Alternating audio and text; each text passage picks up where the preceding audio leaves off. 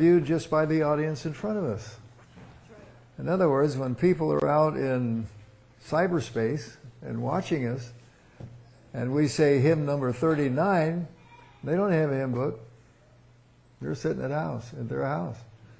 So when the songs come up on the screen, they can sing along with us. Yep. If we don't put them there, they can't. So, it's an advantage, and it's nice, and it also speeds things along. We can spend time turning back and forth to scriptures, or we can click them on the screen, just boom, boom, boom, and you can read them in a hurry. And instead of spending 30 minutes, you spent 12 or 15. And it gives more time for the message. So there's electronics are great. I'm in favor of them. Okay. All right. Thank you. Before we get into our lesson, there's been a little comment on a few verses in Ephesians. I don't want to spend a long time with this because I want to get into our lesson this morning. But there it says, where?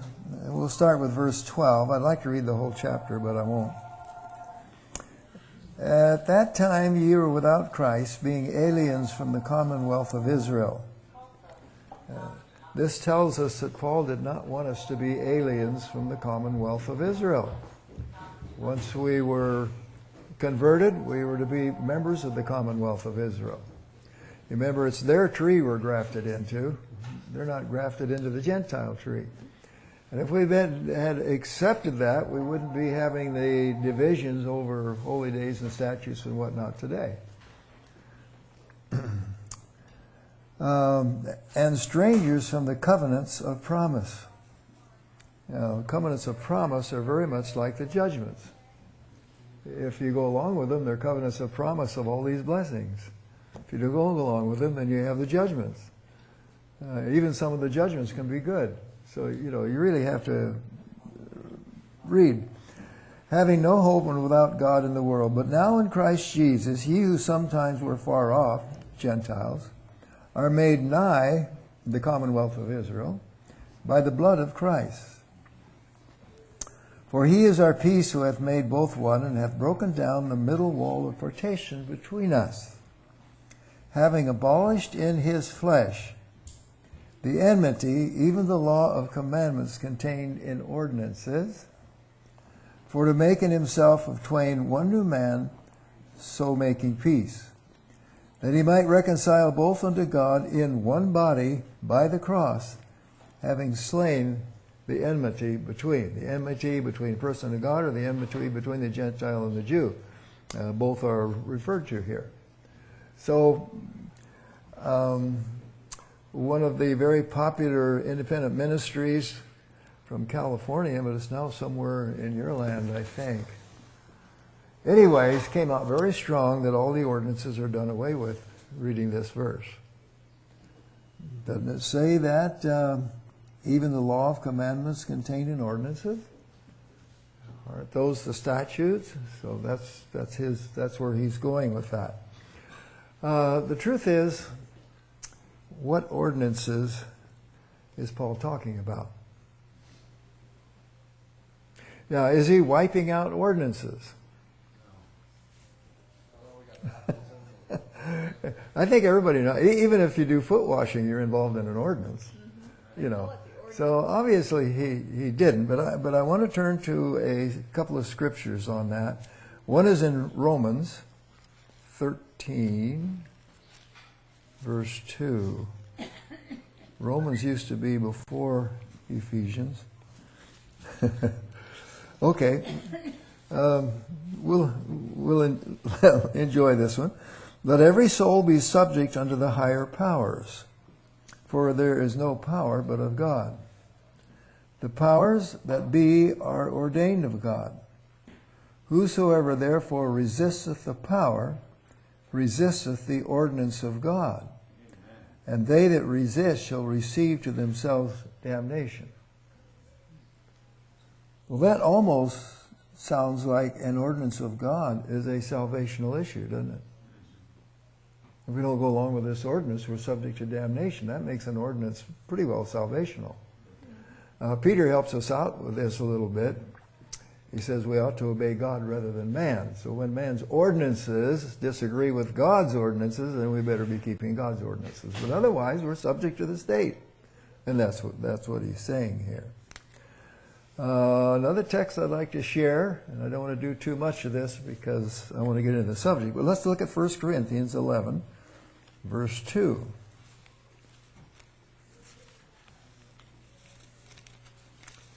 Okay. Now I praise you, brethren, that ye remember me in all things, and keep the ordinances as I delivered them unto you. Here Paul's telling us to keep certain ordinances that he's delivered. So I cannot agree with the broad sweep that in Ephesians 2, God is taking away all the ordinances. It's just not true. And I know there's been a little talk about this. I hear a little bit as I wander around. So I felt the need to share a little bit from this subject. Now if we go back and look at Ephesians 2 closely, I think in the context we can pick up the ordinances he's talking about. So let's go back to about verse 13. But now in Christ Jesus, he who sometimes were far off are made nigh by the blood of Christ. For he is our peace, who made both one, and hath broken down the middle wall of partition between us, having abolished in his flesh the enmity, even the law of commandments contained in ordinances, for to make in himself of twain one new man, so making peace, that he might reconcile both unto God by one body, by the cross, having slain the enmity thereof. What ordinances is he talking about? Which one? Ceremonial, sure. The laws that had to do with the blood, that had to do with the body, that had to do with the cross. All these things are sacrificial. They were the sacrificial ordinances. In fact, Ezekiel 43, that's somewhere near Daniel, isn't it? Is it Ezekiel 43? Let me look real quick. I don't want to lead you astray. Yes, Ezekiel, 45.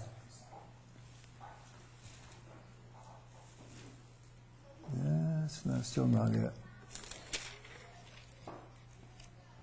Yeah, here we are. Chapter 43, verse 18. Starting with verse 18 and 43. And he said unto me, Son of man, that would be talking to Ezekiel, thus saith the Lord God,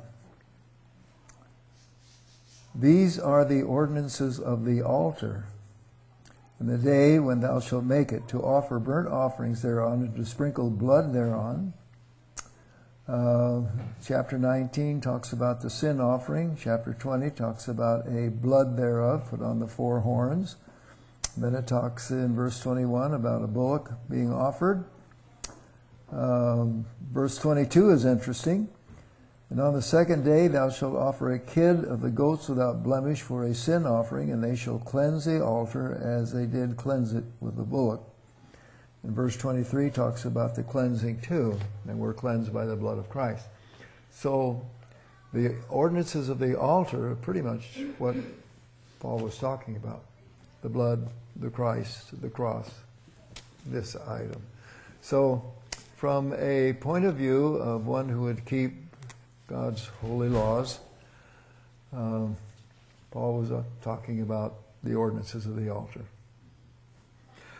Now, we'll get into our study.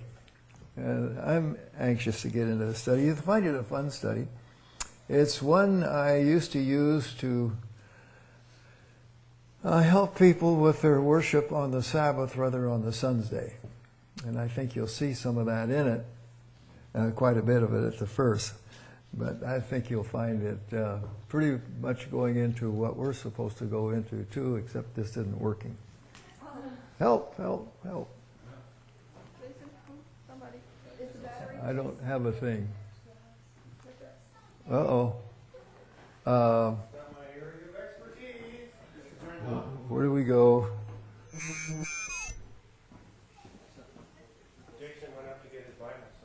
Oh, okay. Well, it has something to do with something they plugged in. Something they plugged in over there. In fact, they had to take out my mouse to do it. And this is my little mouse. And wherever this thing... Oh, it's inside, maybe. I just see it doesn't...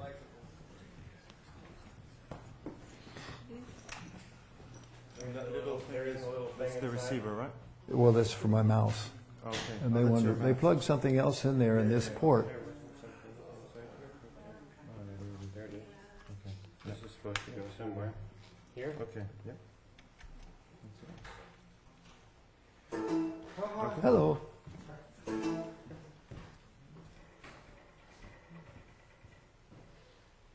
Well, Okay. oh, I got There we it. go. Muchas gracias, senor. That's the wrong language for you. But okay. Religion of the sun god and his counterparts, as all around the world. We can actually find volumes written on the subject of sun worship in just about any public library or encyclopedia. Most of you have encyclopedias. In some dictionaries. It's associated with the basest forms of worship that have ever been put on this earth. All kinds of intrigue, human sacrifices, slavery, sex orgies, all the kind of stuff that you can think about that Satan enjoys with his religions, you'll find in sun worship. And it can be traced from Nimrod. Who was Nimrod? Wasn't he way back one of the first kings of ancient Babylon? Yeah, it can be traced from him down to our own day. In fact, the encyclopedia, I have it written here, even today the worship and adoration of the sun is found among many religions and in all parts of the world. So we still have it with us, and it's incorporated its way into religion. And we see pictures like this from sun worship, it should make our blood run cold. There's Horus, the son of the sun god. In his hands are the Ankh, which is the key of life to the ancient Egyptian culture. And he's on a boat, and that's on the way to the Never Never Land after death. Okay. And over his head, you see the sun, the main object. And then in control of the sun is what? Snake. The serpent. This is typical of sun worship. In fact, usually in the images that are taken that go along with sun worship, you'll usually find the serpent someplace, because he's the one involved with it. We're inside a tomb now, and you're not supposed to take pictures inside of Egyptian tombs, and I didn't take it, but a friend of mine did. And if you look, you'll see the two serpents facing one another, the sun disk over their heads, and you can kind of see their wavy bodies coming together. This is a beautiful picture of the image of the sun god and his representative on earth, the winged serpent. Where do we find a winged serpent anyway? In the Garden of Eden, don't we? Yeah, so there he is.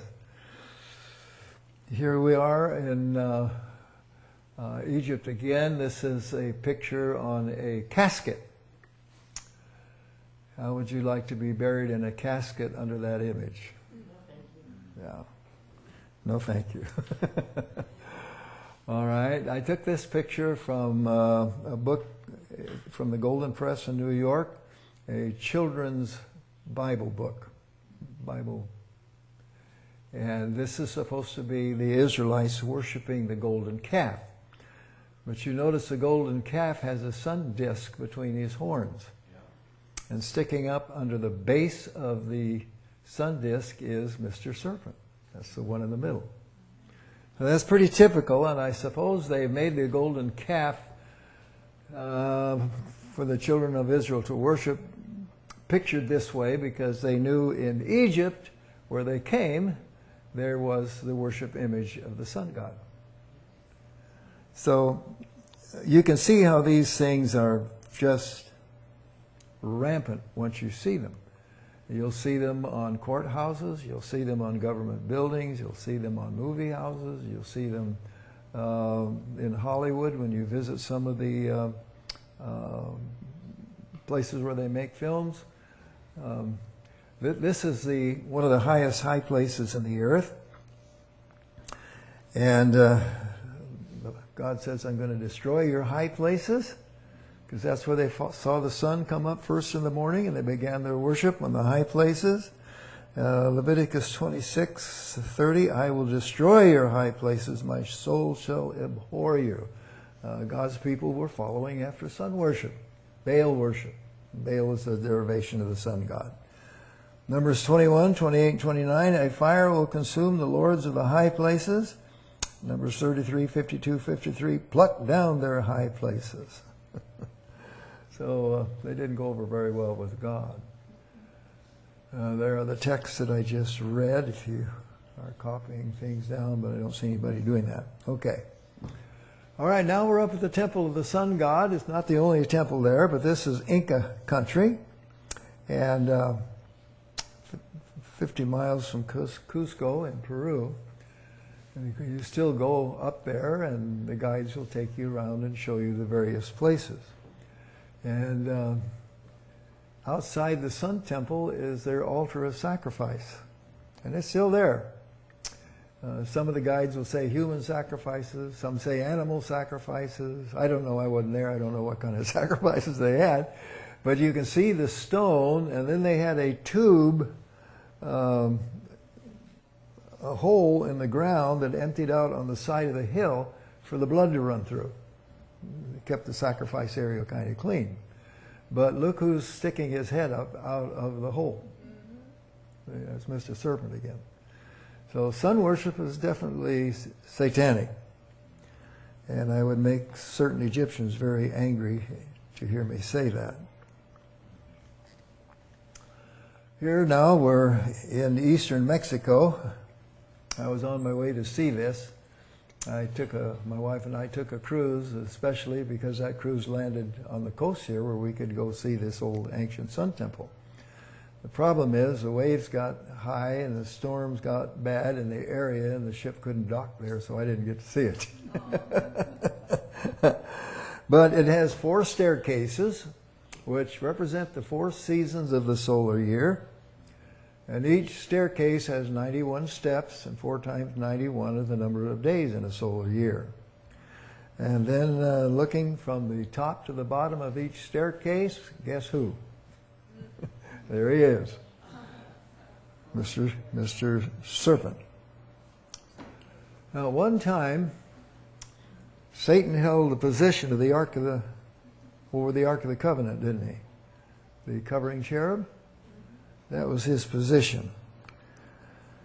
Thou hast sinned. I will cast thee out of the mountain of God. I will destroy thee, O covering cherub, from the midst of the stones of fire. Therefore will I bring forth a fire from the midst of thee. Thou shalt be a terror, and never shalt thou be any more. That's in Ezekiel 28:16 through 19. So understanding this, you can begin to understand things like this. This is the Egyptian copy. Can you see it there? Can you see the ark? Can you see the kind of the sun god horse in the middle, and the winged serpent and the winged vulture? And I kind of look at these two things. Eventually, they became the icons for northern and southern Egypt, one for each part. But I see the serpent is killing the humans and the vulture picking his bones clean. That's it. All right, now we're looking over at Mithra. This is the god that was that Paul was facing. A lot of Asia Minor was groaning under the god of Mithra.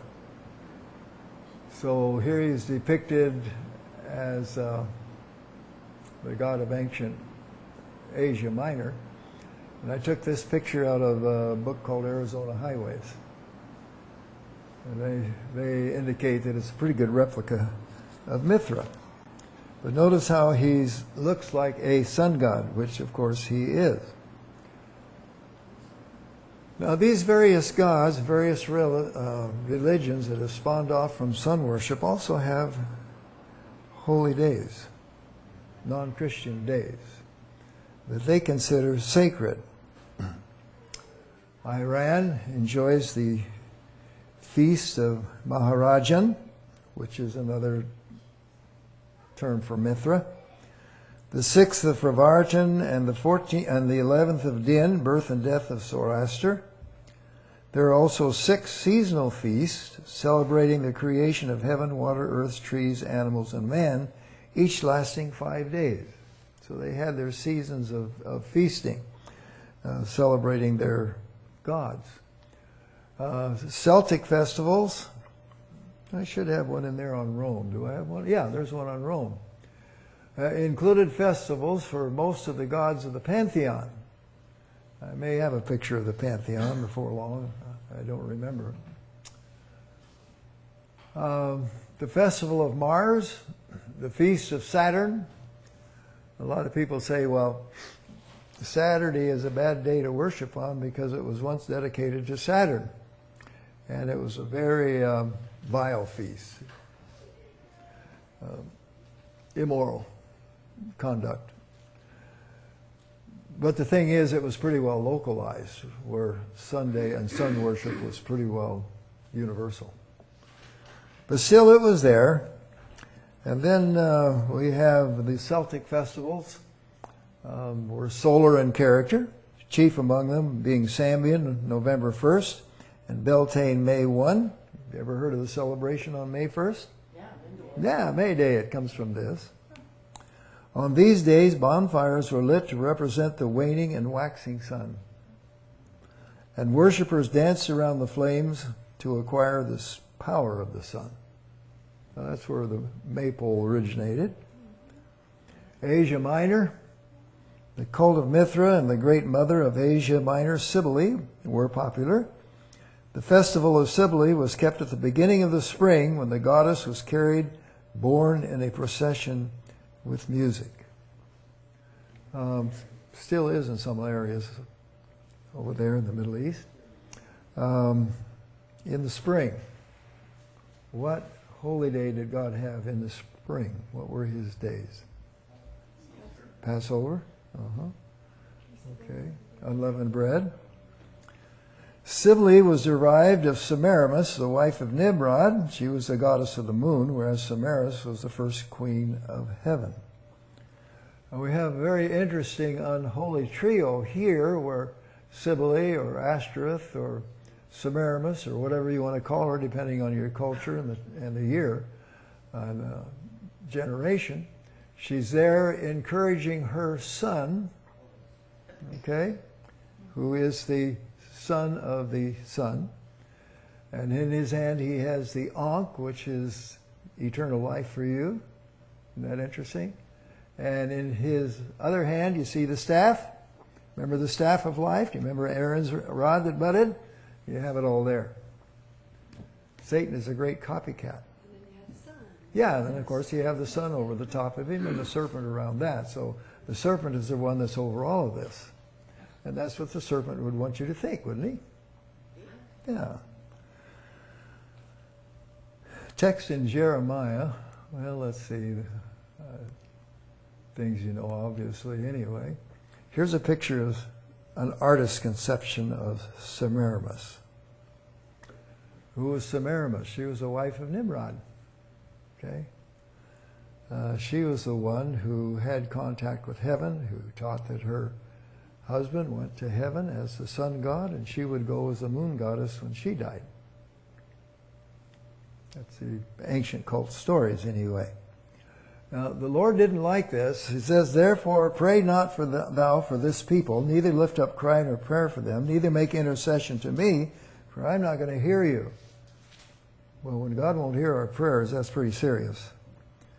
Their children gather wood, the fathers kindle the fire, the women knead their dough, to make cakes to the Queen of Heaven. Well, you just saw an artist's conception of the Queen of Heaven. That was Semiramis. So when God's people got involved with the items of sun worship, he got to the place where he wouldn't even hear their prayers. That's pretty serious. Is that salvational? Yes. I think it's salvational if God won't hear your prayers.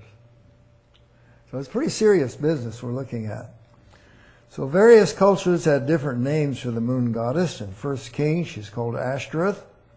The Babylonians called her Ishtar. Maybe some of you have studied Babylon. Remember the Ishtar Gate? The main gate entrance to Babylon was named after this goddess. She became a goddess, and she was honored in the famous Ishtar Gate. Now, Encyclopedia puts it this way. The cult of Ishtar was universal in the ancient Near East. Universal, everywhere, all over the Near East. She was a universal goddess par excellence, whom kings, native and foreign, delighted to honor in capitals and major cities at all periods of Assyrio-Babylonian history. Who conquered Israel? Assyria. Who conquered Jerusalem? Babylon. And we're looking at Babylon and Assyrians, gods and goddesses.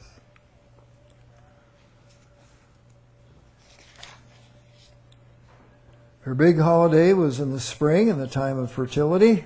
Her emblems were things of sexual reproduction. We have any leftovers from that today in Christianity? Well, yeah, we do, don't we? Some of our churches have Easter egg hunts on Sabbath morning after church service. And the Easter Bunny comes. The same old stuff. What? And then the Easter Bunny comes. And the Easter Bunny comes along. That's interesting, too. You know, Ellen White talks a lot about amalgamation between animals and humans and so on.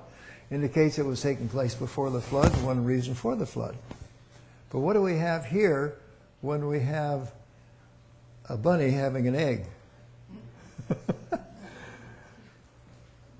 We must have had a bunny somehow amalgamate with a chicken in order to have an egg, because bunnies don't have eggs, chickens do.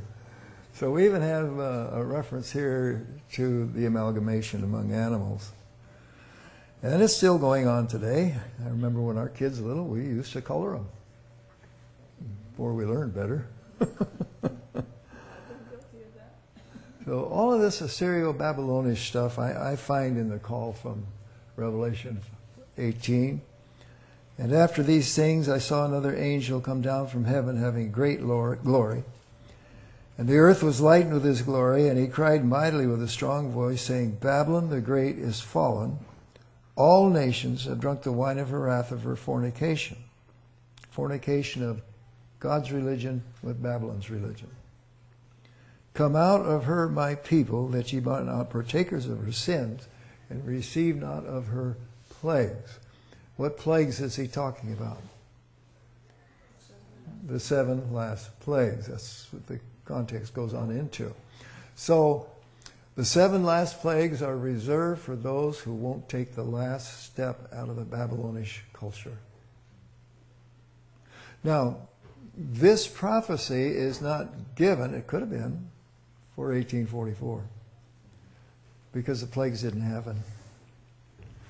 It wasn't given for 1888, though it could have been, but obviously the plagues didn't happen. This prophecy is given for God's people just before the plagues come, telling them to step out of Babylon. So there's something wrong in today's religion. We're still hanging on to some Babylonish culture in our religion. Come out of her. Final call, last angel, last message. Buddha is another no God. Notice how he's placed in the center of the sun disk. This is one of the older relics, because when Buddha was coming on, the culture was already worshiping the sun. So to make Buddha popular, they put him in the middle of the sun disk.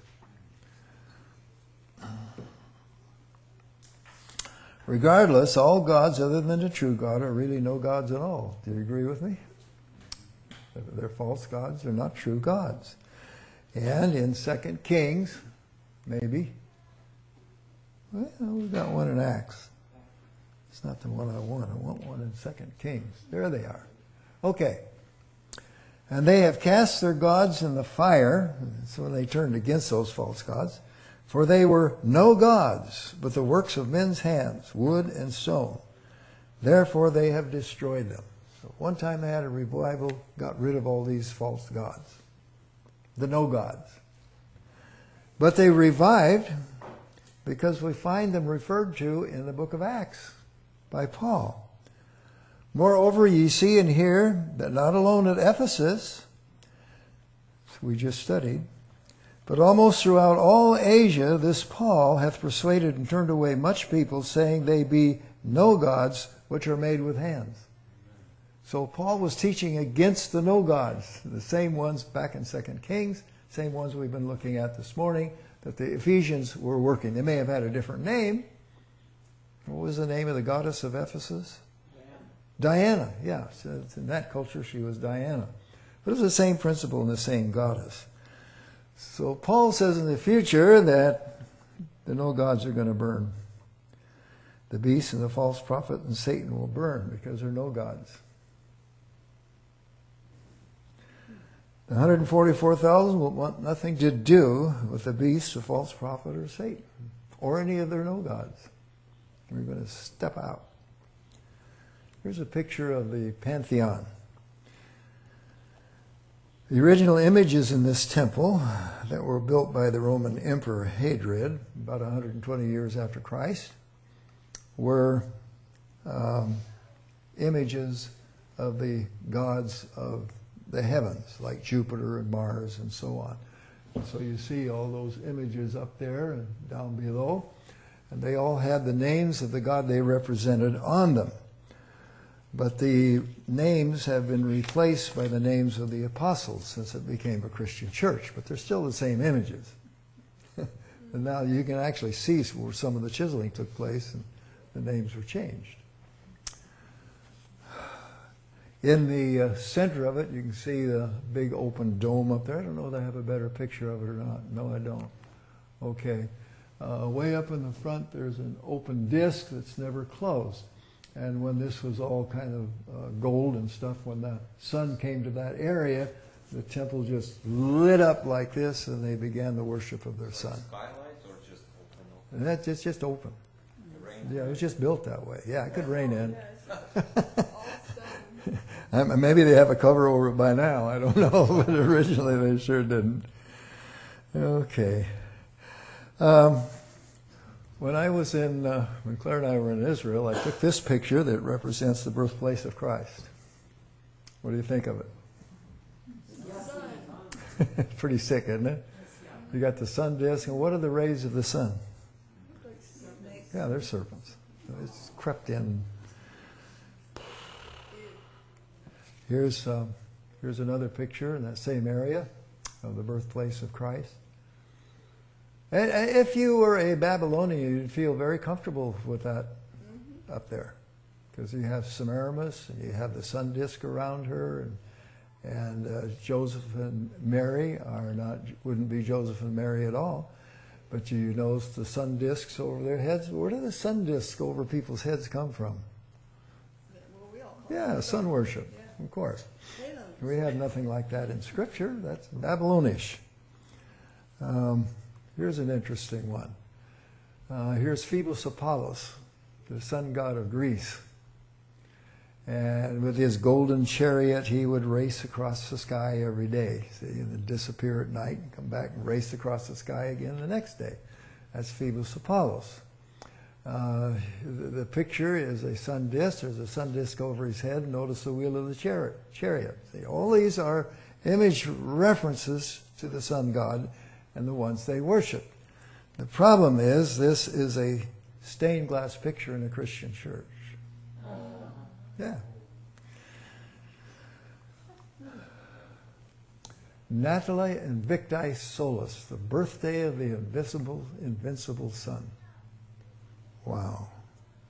Now, Alexander Hislop, who is no longer read by Adventists, but was almost second to Bible reading, and Ellen White's works in her day.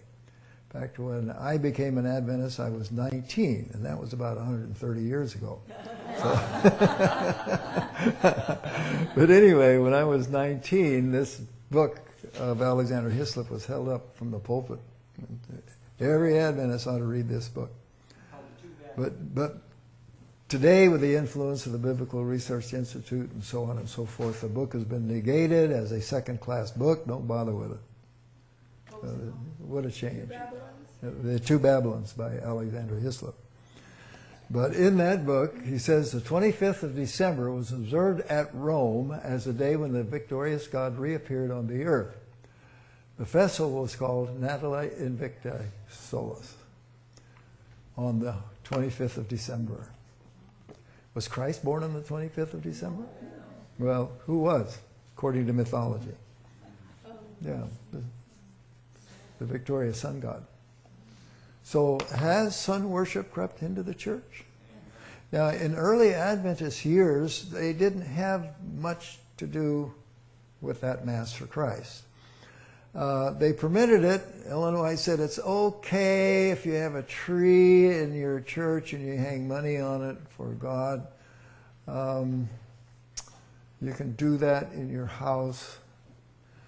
My thought is, if you had taken that advice and in our houses only put dollars on it for God's work without the present stuff that she left out of it, we probably wouldn't be observing Christmas anymore. I think that was a step out. That's the way I look at it anyway. Because we don't keep Christmas like she suggested at all. Is it becoming a very popular, important day in our church? Weirdly, yes. Oh, yes, it is. When I went to church to hear a concert on Sunday by someone I admire, her voice, and I got halfway down the aisle, and I looked right straight down the aisle toward the rostrum, and there was a huge Christmas tree. I turned around and looked out at the foyer, and in the center of the foyer, in line with the aisle, was another big Christmas tree, all decked out. So I think we've gotten a long ways from early Adventism. Some call these things Christmas the birthday of Tammuz, and others the birthday of Mithra. All gods spawned upon the earth over the ages are really no gods at all. We shouldn't be influenced by them. And these icons are icons of influence. Eventually they'll get you feeling all warm and fuzzy about these things. They are creations of the minds of men. Even Satan is only one more no God. He's not really a god, is he? He's but a shrewd fallen angel. So we have this picture of the winged angel. There are no gods spawned all around the world, and there are holidays and sacred seasons. We'll notice a few more of them. Islam has this famous Ramadan. You've all heard of Ramadan, haven't you? Sure. My source says that this is a 30-day holiday period. During these days, no food is eaten during the daylight hours. Wow. That's good for your stomach. Hmm? That's good for your stomach. Yeah. The fact that they eat all night is another thing. Thailand has a celebration of Theravada. As people meet, water is playfully thrown by one on the other. Gambling, usually frowned upon, is permitted for the 3-day festival. Yeah. They were days, they were months. And in Japan, it's all year. The year of the rabbit, the year of the snake, the year of whatever. So they had their days, their months, their years, and so on. The main religious festival is Wesak, celebrated on the full moon of the month of Vishaka. That's April, May, full moon. Does God have a holiday, April, May, full moon? Passover. Passover. Yeah, so Satan is a copycat. Hinduism Here's another one. Has 4-month festivals. At the end of winter, at the beginning of the rainy seasons in autumn, Holly has features of a fertility cult. It's celebrated for 5 days in March, April again, with bonfires, unrestrained street dancing, and procession. Red powder is thrown by celebrants upon each other. This is the time of Passover when the blood of the Lamb, I think you can see the picture without me going into it. And images of gods are born in decorated automobiles. It's still going on. Ancient Japan saw the Shinto religion with purification rites, ceremonial bathing, food and clothes offerings, waving of purification wands, accompanied with recitation of ritual formulas. I've been told that entire years are dedicated to their god, such as the year of the horse and so on. So all of these religions, if you put them all together, you have their holy days, their holy months, their holy times, their holy years, all this stuff. So no wonder Paul was upset when he saw his own converts embracing their old pagan holidays and the beggarly elements of fertility rites. They were drifting back toward paganism. Let's read the text. Now we're reading it from a statute keeper's point of view. Okay, I want to be honest about that. Howbeit then, when ye knew not God, ye did service unto them which by nature are no gods. So it's referring back to the time that they did not know the true God. And the gods they did know were Isis, Jupiter, Astarte, Cybele, Mars, Zeus, and on it goes. But now, after you have known God, meaning the true God, or rather are known of God, how turn ye again to the weak and beggarly elements, whereunto you desire again to be in bondage? Now, I heard yesterday the weak and beggarly elements are God's holy days. I don't think God ever made anything weak or beggarly. I don't think we have a weak or beggarly God, so I look at this entirely different. Whereunto you desire again to be in bondage. You observe days, months, and times, and years. Of who?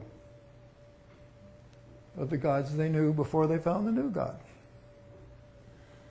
You see, this is where A.T. Jones and Wagner had such a horrible argument and fight with G.I. Butler, President Conference, and Uriah Smith, editor of Review and Herald. The other two rascals from the West were editors of the Signs of the Times. And I've got it home. I should have brought it, but I didn't know I was going to get into any of this. But their fights were all recorded. A lot of them were. And I would never have the courage to call down the conference president that those two rascals did. I mean, they laid him in the dirt. They labeled him almost a dumb bunny for thinking these things referred to God's holy days. And they went at length to prove the point. And I don't care to do that today. It's not that important.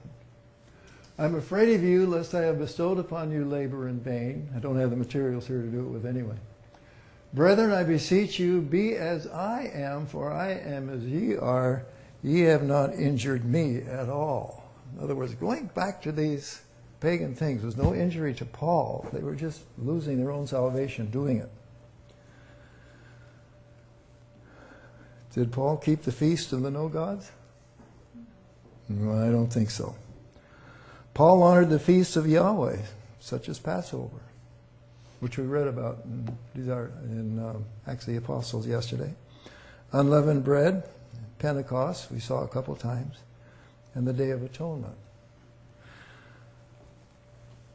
The Scriptures show Paul writing various things about these holy days of God.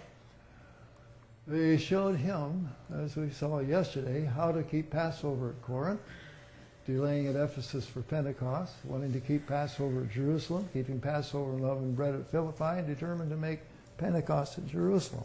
So Paul was not on the side of the worship services of the no gods. Tell me this, since the General Conference won the issue and has persuaded the church, Have we gotten closer to the worship of the no gods? Or have we gotten closer to the worship of the true God? Which way has the church been going? So you can answer your own questions.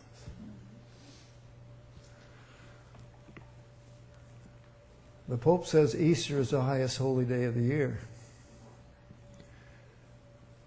If you go to the White Memorial, unless they've changed their ways in the last 3 years, you go to the big White Memorial Church on Easter.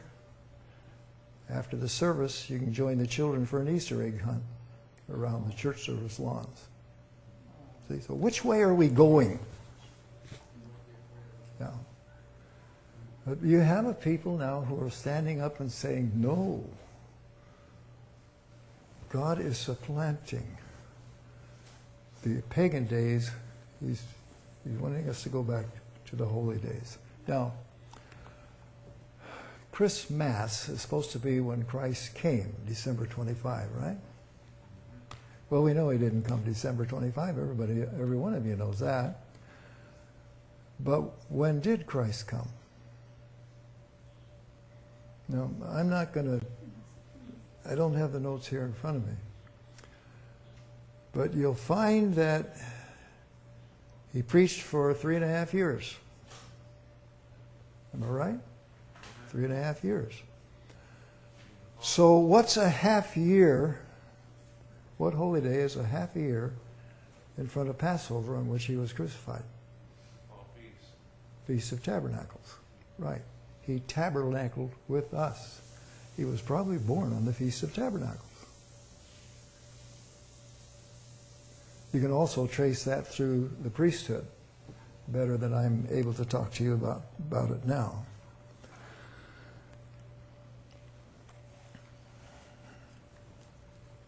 The pagans honored it as the birthday of Mithra. Later adopted it into Rome and finally solidified it by Emperor Aurelian. It's in the book Too Long in the Sun by Reeves. Reeves is not a Seventh-day Adventist, but he's a pretty good historian of these ideas and pretty good to find out what was what. I have no doubt how Paul would react to the clever way certain compromising church leaders took this same old pagan holidays and simply Christianized them by changing their names. Easter is pretty close to Ishtar even yet. Is Easter in the Bible? Yes, it is. It's in Acts. The word Easter is there. But the original language is not Easter. It's Pasch, which is Passover. Other modern holy days, lots of them, and lots of them are supplanting the old ones. Easter. Okay, the egg became one of the symbols of Astarte, or Easter. See the occult meaning of the mystic egg of Astarte and the two Babylons. That's that same book again, Susan, by Alexander Hislop. When I was young, the church was holding it up as a very powerful and important book for Adventists to read. Now they're saying discard it as mythology. But it doesn't go along with the new theology. Christmas, at Rome, a pagan festival of the nativity of Sol Invictus, was introduced by the Emperor Aurelian on the 25th of December. The church, unable to stamp out this popular festival, spiritualized it. So what do we do on Christmas today? All the family comes, we kill the golden goose or whatever, you know, all this stuff.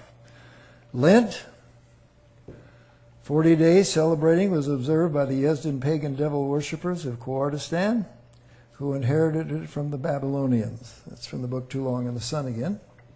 Sunday, the day of the sun, was considered by Mithras as a sacred day of rest. Sunday observance is of pagan origin.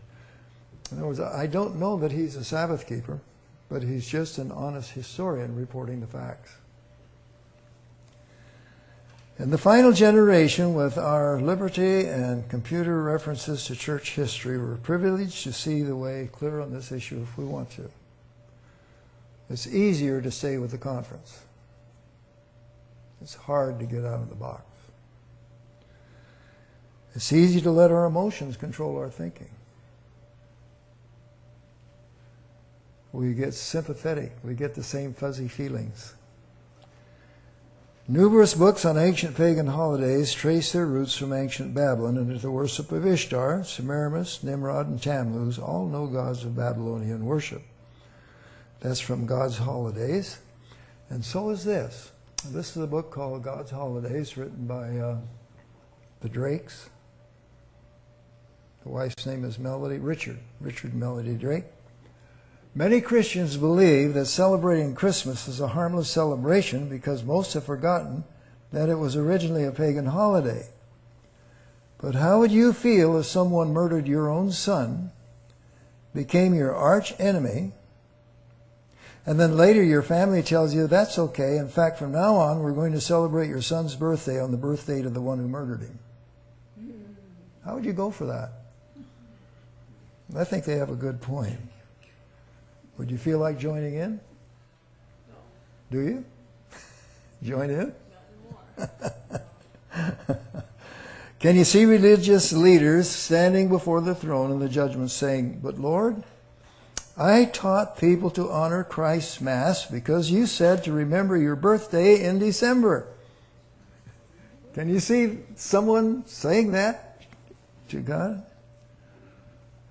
Can you see him answering, saying, "You said, I said what?" I wouldn't want to be a religious leader promoting pagan holidays. Anything of satanic origin is not innocent. On page 143 of their book, God's Holidays, by making December 25 the birthday of Christ, we are combining the holy with the profane. Well, I hadn't looked at it that way before. Mixing the unclean with the clean, which is expressly forbidden in Scripture. Ezekiel, let's take a look at it. Here we go. Her priests have violated my law and have profaned mine holy things. They have put no differences between the holy and the profane. Neither have they showed difference between the unclean and the clean, and have hid their eyes from my Sabbaths. And I profaned among them, and I am profaned among them. So, God takes this thing very seriously, mixing the sacred with the divine. Pagan holidays mixed into divine holidays and passed on to our culture with holy things is mixing the profane with the divine. It's interesting to note just what he calls Sabbaths. I have quite a list of them there. As I mentioned yesterday, they have different rules applied, but they're all practical and they're all possible. But the Day of Atonement is a special high day. Now, somebody mentioned high days yesterday, and I don't want you to get into trouble on that. I think Ellen White calls them a high day too, as we do. I'm not positive of that. But Seventh-day Adventists are taught that when one of God's annual Sabbaths and a Seventh-day Sabbath comes together, that's a high day. Haven't you heard that? Mm-hmm. You're about the only denomination that has. And I've asked Jews in more than one. I was in Israel, and I asked a Jew in Northern California, what is a high day? And they said, any of the annual Sabbaths, they're all high days. And I said, well, is it not a high day when the Seventh-day Sabbath and an annual Sabbath meet? And in both cases, they'd never heard of that. So I'm just putting you on guard. I'm not saying who's right or who's wrong in this issue. I'm just saying... The Old Testament Apocrypha shows that the high day was any one of those... Annual holy days. Yeah. So that's what they think today. That's what they thought, and evidently at the time it was printed, they thought the same thing. Okay. In Great Controversy, page 399 and 400. Let's see if I have this. There we are. In like manner. No, that's not it. No, it was there. Back it up. You were just there. There. That's it. No, honey, it was there there, it is. right there. Okay. In like manner. Okay. Straighten me out here. In like manner, the types related to the second coming must be fulfilled at the times pointed out in the symbolic service. That's why every Seventh-day Adventist is taught the times of the symbolic service. Right? They forgot that. Oh, we forgot that part. Oh. In the context she wrote, I hope I have that up here, Christ's death and resurrection corresponded exactly with the spring feast of Passover and wave sheaf. And they did. So the fall feast at the end of the year correspond exactly with the final events, just like she said. So if you want to be able to line up some of the fall events, you're going to have to start by understanding when the fall feasts appear. But you're not taught that, because if you are taught that, you're going to start looking at some other things that go along with it. And they don't want you to look at those other things. It's the way it is. So you don't have any idea, or most Adventists don't, when these spiritual times are, or what events might apply to them, or how they will be fulfilled in the future. And you're supposed to be Adventist, understanding the things of the Advent?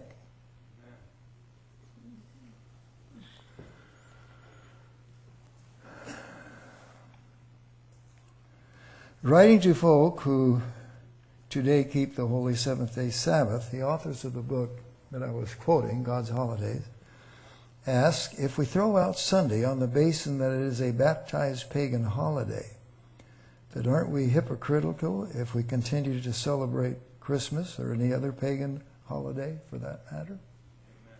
Are we consistent or are we not consistent? The call is to shake free, totally free from Babylon. Expect rejection if you do that.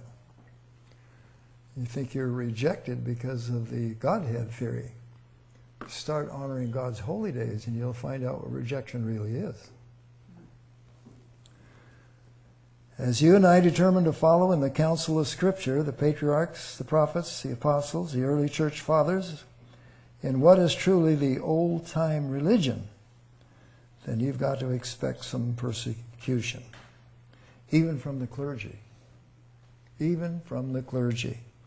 Ellen White, in her book Great Controversy, 596, 597, wrote profusely about the tyranny demonstrated by religious leaders in the Dark Ages, and adds that you and I will experience the same thing. Which ones will turn against us? Which ones will join us? I wonder. I wonder. The Spirit which actuated those priests and rulers is still manifested by many who make a high profession of piety. They refuse to examine the testimony of the Scriptures concerning the special truths for this time. They point to their own members' wealth and popularity and look with contempt upon the advocates of truth as few, poor, and unpopular, having a faith that separates them from the world. If they looked at Claire and I and saw our personal income, they would consider us poor. But somehow all the funds have come in to sponsor these messages over satellite. It's an absolute miracle. Today's miracle. Peer pressure, oh yes. If you were a preacher, you'd have to walk away from a beautiful church, administrating a congregation, payroll, like Martin Luther or John Huss. Would you walk with the poor, the unpopular, and the just, simply because they're right? In other words, it's a call for courage. Notice what she says. Christ foresaw that the undue assumption of authority indulged by the scribes and Pharisees would not cease with the dispersion of the Jews. He had a prophetic view of the work of exalting human authority to rule the conscience, which has been so terrible a curse to the church in all ages. Leadership can be so helpful, but can also be terribly detrimental. And his fearful denunciations of the scribes and Pharisees and his warnings to the people not to follow these blind leaders were placed on record as admonition to future generations. Wow. Though the Reformation gave the Scriptures to all, yet the selfsame principle which was maintained by Rome prevents multitudes in Protestant churches from searching the Bible for themselves. They are taught to accept its teachings as interpreted by the Church. And there are thousands who dare receive nothing, however plainly revealed in the Scripture, that is contrary to their creed or established teachings of their church. You're meeting that, aren't you? You're finding that out. A lack of moral courage to step aside from the beaten track of the world leads many to follow in the steps of the learned men. The learned men are on the wrong track. There is one man that is on television quite a bit denouncing what I've been sharing with you. And usually, every time he starts to talk, his many degrees are mentioned. How smart he is, how much he's attained, how much education he has. So you best listen to him because he's the smartest. That's always been a problem. And by their reluctance to investigate for themselves, they were becoming hopelessly fastened in the chains of error. Does that make it salvational? Yes. That sounds salvational to me. They see that the truth for this time is plainly brought to view in the Bible, and they feel the power of the Holy Spirit attending its proclamation, yet they allow the opposition of the clergy to turn them from their light. Now, this is from the same author that says when you have something new, take it to the clergy, and if it's okay with them, accept it. But she also allows for the fact that the clergy can be on the wrong track, in which case stand for what's right. You have to do it. She does not say that all ministers are bad. She's simply telling us where our responsibility lies. In other words, if it's right, do it. If it smells Babylonish, walk away. I can't say it any clearer than that. Okay. Some commentaries rationalize that Paul's converts must have been converted to Judaism, and therefore they were returning to Jewish holy days. That's what they say Paul was upset about. But the truth is clear enough. They were returning to the holidays of the no-gods. Neither Jews nor their converts would ever consider Yahweh a no-God, neither a God of weak and beggarly elements. The next says, by now, after that ye have known God, or rather are known of God, how turn you again to the weak and beggarly elements? This is crystal clear that they did not know the true God during the time they were involved with the weak and beggarly elements. Be assured, God is not a God of weak and beggarly elements. The Gospel in Galatians by E.J. Wagner. E.J. Wagner quotes from J.N. Andreasen, showing the approval of both men on this subject. Here's the quote. I thought that was Anderson, not Andreasen. But anyways, if the connection be made from verses 8 through 11, it will be seen that the Galatians, before their conversion, were not Jews but heathen. And these months, days, times, and years were not those from the Levitical law, but those which they had regarded with superstitious reverence while heathen. So the other side, the conference side, says just the opposite, that they were pagan feasts. G.I. Butler and Uriah Smith, or Jones and Wagner. And remember, in that era, in the late 1880s, Ellen White was championing Jones and Wagner, almost at war with G.I. Butler. I don't know whether that should influence anything or not. But Jeremiah says, let's see, maybe I should put that on the screen, but I think I read it clear enough. It says, learn not the ways of the heathen, for the customs of the people are vain. Stay away from the heathen things. And I cannot call God's people, when they were keeping the statutes and judgments, heathen. They were following God's design. There's not very many times in the scriptures where God's people are following his design. I can think of one. It's not in my notes. But they were floating on an ark above a great lake. And the majority were right.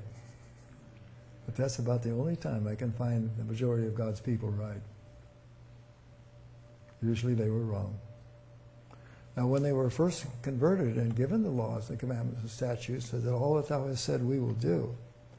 Now it's interesting if I get in one of the other lessons, which I won't, but when they accepted the 10 Commandments, all that thou hast said we will do. But when they accepted the commandments and the statutes, they were sealed. To me, that's a picture of the last days. We've been in the 10 Commandments for over 100 years.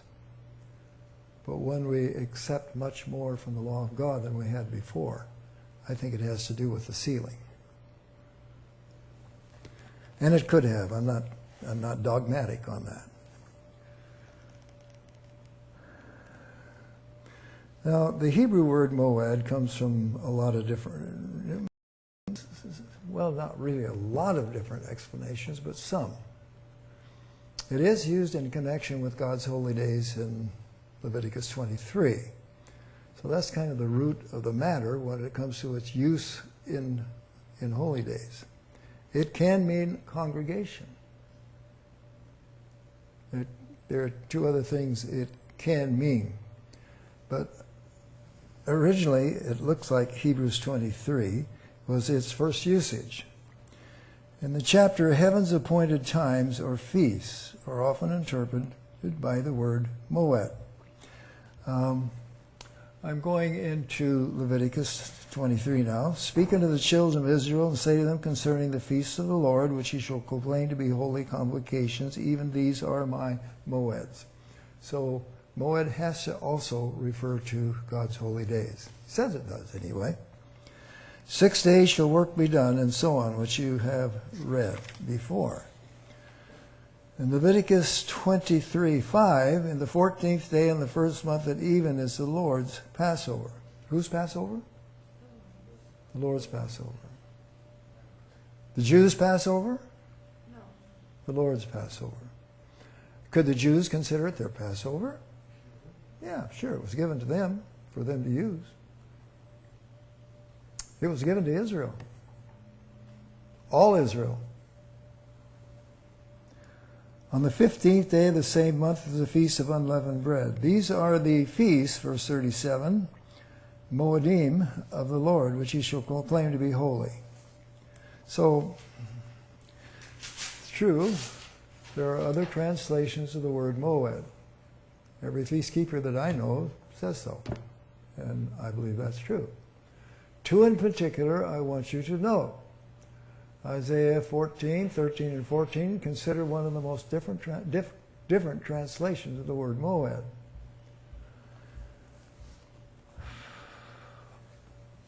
For thou hast said in thine heart, I will ascend to heaven, I will exalt my throne above the stars of God, I will sit also on the mount of Moed, congregation in the sides of the north. Now, congregation was selected by the translators as the best usage of the word in this passage. But what if he meant his festivals? And he could have. There's nothing that says he couldn't have. He wouldn't have. But then Satan wants his mountain of festivals, and God has his mountain of festivals, and we're choosing. That's one way of looking at it. Not the only way of looking at it, but it is one way. Perhaps the plant placers could not make sense out of using appointed times or feasts in the text, so they use congregation. That's okay with me. But as the primary word, I think you know what that is. Other usages, literally, I will set upon Har Moed, Har means mountain, mountain of Moeds. Perhaps Satan has always wanted his mountain where he and his feast would replace Yahweh and his feast. Tabernacle has been replaced with Christmas. Easter has been replaced with, Passover season has been replaced with the Easter season. And you can look at some of the others that are the same concept. Remember, all Israel was to come to Yahweh's Mount Zion to worship during his feast. That's when they were to come to worship, Sabbath and during his holy days. And so it shall be in eternity. From one Sabbath to another shall all flesh... Is that all it says? From one Sabbath to another and from one new moon to another shall all flesh come to worship with me. Now some people are real fussy about context. I'm not that fussy. But some say these Sabbaths are annual because they're related to the new moons in the text. And they could be. I'm not going to say they are. I'm not going to say they aren't. All through history, the serpent has worked to replace the true God, his true worship, with his own forms of worship, devil worship, which may also have something to do with the triune God concept. How appropriate for the 144,000 to have laws in their mouth as they go forward to present the fourth angel's message. It should be much more clear now why scriptures say the 144,000 will sing the song of Moses and the Lamb. Am I right? Yeah, Revelation 15, isn't it? Where those that get the victory over the beast, over his image, over his mark, and over his name are able to sing two songs, the song of Moses and the song of the Lamb. And more you're finding people that are understanding the song of Moses. I hold a whole lecture on the song of Moses to the Old Testament. And people are beginning to do that. It's happening right in front of our eyes. Maybe I have that text on the screen. I don't guess I do. Here's a picture of what I drew once, and I've seen it in many other books now, so if people have copied it, that's okay with me. But you have Moab Mountain here. Thou shalt arise and have mercy on Zion, for the time to favor her and to set is come. The God's holy days, the unleavened bread, Pentecost, trumpets, Day of Atonement, tabernacles, and Sabbath, and Yahweh's at the top. On the other side, you have Easter and Halloween and Lent and Valentine's Day and Christmas and Sunday, and guess who's at the top? And Satan is a copycat, putting forth his own issues. Whereas the new heavens and new earth which I will make and remain before me, because when the fast from one noon from another, from one Sabbath to another, shall all flesh come to worship before me. They shall not hurt nor destroy in all my holy mountain, saith the Lord. I think he's referring to the whole earth when he's talking about his holy mountain here. He may be just talking about Mount Zion. The word har in Hebrew, as you know, can mean mountain. See Strong's 2022. According to the SCA Bible Commentary, Volume 7, page 846, the word Megiddo is from the word Moed. Now, I don't know where else you can find that except in the SCA Bible Commentary, and I don't know how they came to their conclusions. But it is written, and you can open the volume and read it, that according to the SCA Commentary, the word Megiddo is from the word Moab. And the final battle will be fought over the battle of Moab Mountain. Basically, Armageddon. All right. In other words, if the word is translated in its first usage, the battle will be over the Moedim.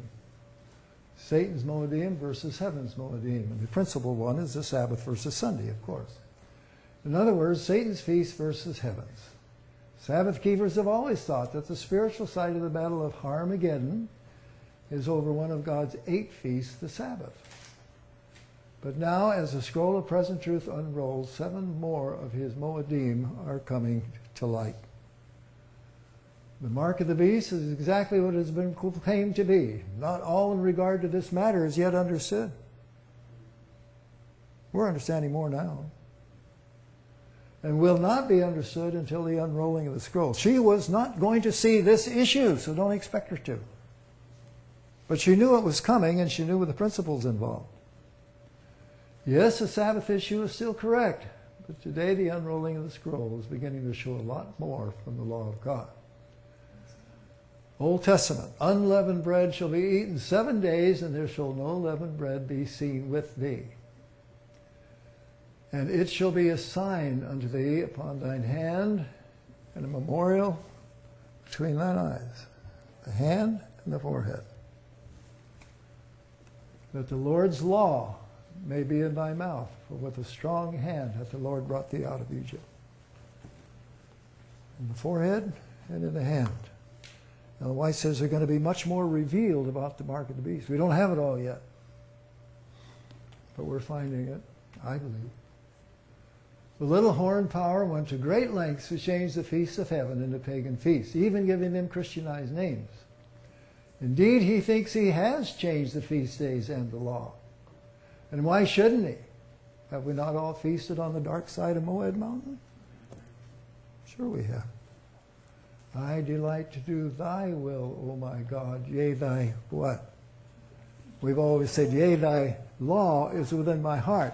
But the word law there is Torah. It's speaking of the whole Torah. Now, if you're not going to believe in the Torah, please don't use this text anymore. You're out of line. It's the whole Torah. God wanted his people, his Israel, to keep honorably his Torah that honors him.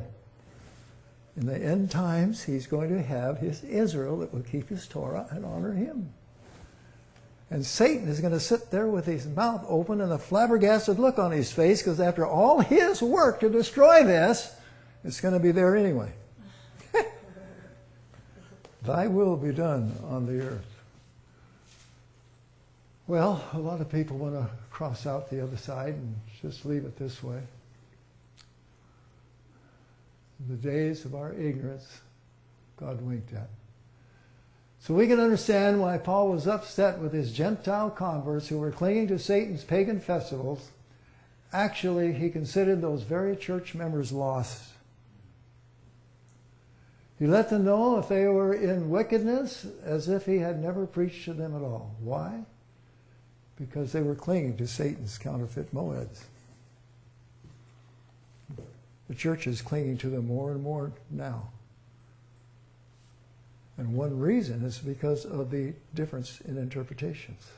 And they're both powerful interpretations. Howbeit then, when he knew not God, he did service unto them which by nature were no gods. I could have listed 10 more up there, I guess. But now after that ye have known God, or rather are known of God, how turn ye again to the weak and beggarly elements? Weak and beggarly elements of what? The no gods. That's the direct context. Were they having troubles with circumcision? Yep. That was involved too.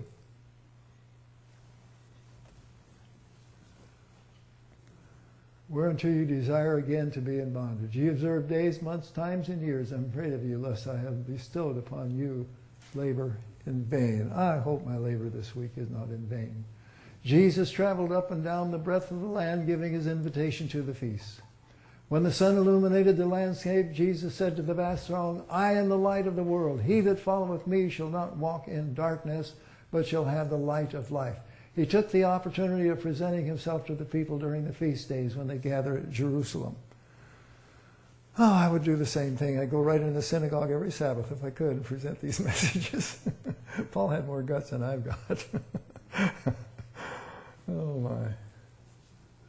He attended his feast days with the people of ancient Israel in the old days. Later he attended his feast with the disciples in Judea. We all know he went to Passover and to Tabernacles. He preached his greatest sermon.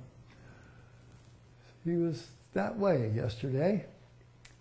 What about him and forever? Practically, he has promised to attend, prophetically, he has promised to attend his feast with us in heaven. And it would be most presumptuous to imagine him honoring any part of Babylonian's evil religious culture in heaven. I think that would be blasphemous to even think he would do such a thing. Yeah, I don't think we should either. Babylon the Great is fallen, has become the habitation of devils, the hold of every foul spirit, cage of unclean and hateful bird. For all nations had drunk of the wine of the wrath of her fornication. And the kings of the earth have committed fornication with her, and the merchants of the earth have waxed rich through the abundance of her delicacies. Not just one, a lot of them. And I heard another voice from heaven saying, Come out of her, my people, that ye be not partakers of her sins, and receive not of her plagues. It is the fornication of true religion with false religion, the mixture of good with evil, the holy with the profane, that will leave a person facing the 7 last plagues and eternal death. We just cannot afford to mix the two once we see the issues. Don't you wish 150 people were here to hear that? I do. Once again, which days will you keep? The days appointed by the Creator, or the days appointed by His enemy, or perhaps be mute and keep no days at all? I don't think that's God's intention. So that's the end of this lecture. I hope you enjoyed it. Hope there were at least parts of it that made good sense. To me, it's part of the rules of my life. Who will lead us in prayer? Emat? Sure. Please, thank you.